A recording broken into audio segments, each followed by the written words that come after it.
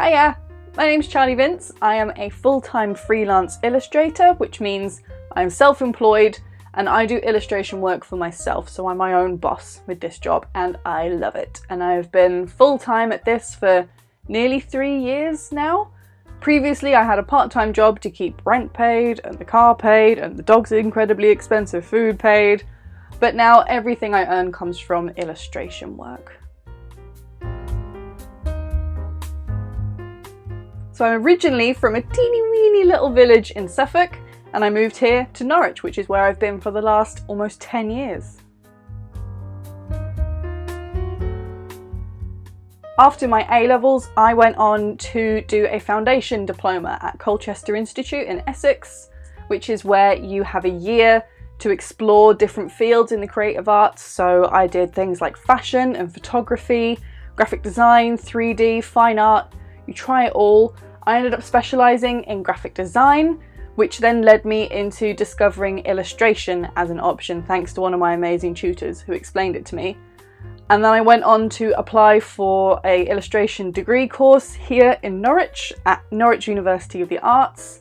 Went ahead and finished that, and ever since then I've been here, staying in Norwich and working as an illustrator.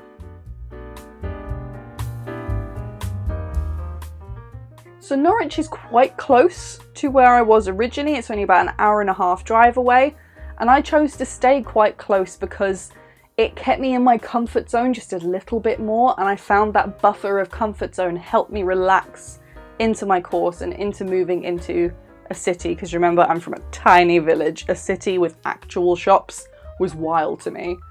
And I really loved that Norwich, the Norwich University of the Arts campus, is spread out throughout the city. It's not isolated away in a little university pocket. It's throughout the whole city, which helped me really immerse myself into Norwich. And I just loved it. I loved the city, I loved the uni, and it was conveniently only an hour-and-a-half away. So that's why I chose to stay quite close.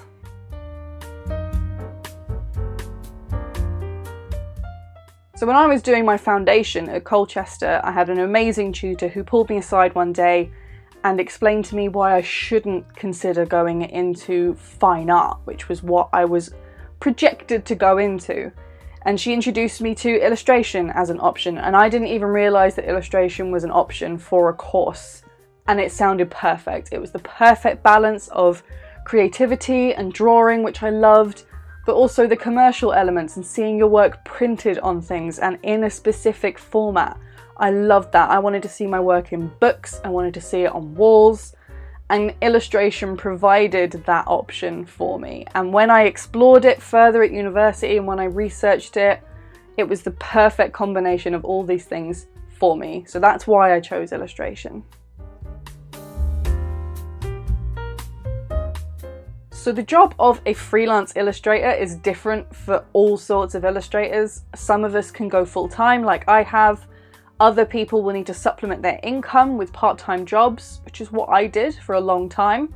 So when I graduated in 2014, I had a part-time job to keep my rent paid, but gradually I worked on tipping the scales and focusing more and more on my illustration work.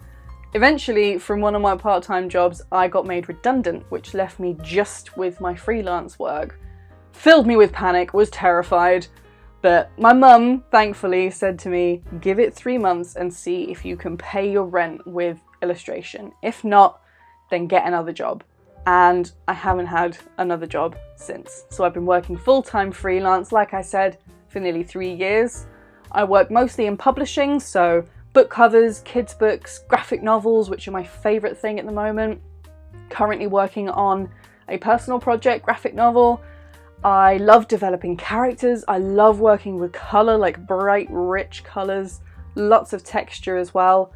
My work is primarily done digitally, but I do an awful lot of sketching and texture generating and colour palettes traditionally as well. So I'm very busy at the moment, which is awesome. I've got a lot of book projects on the go, a lot of character-based work on the go, and that's exactly where I like to be.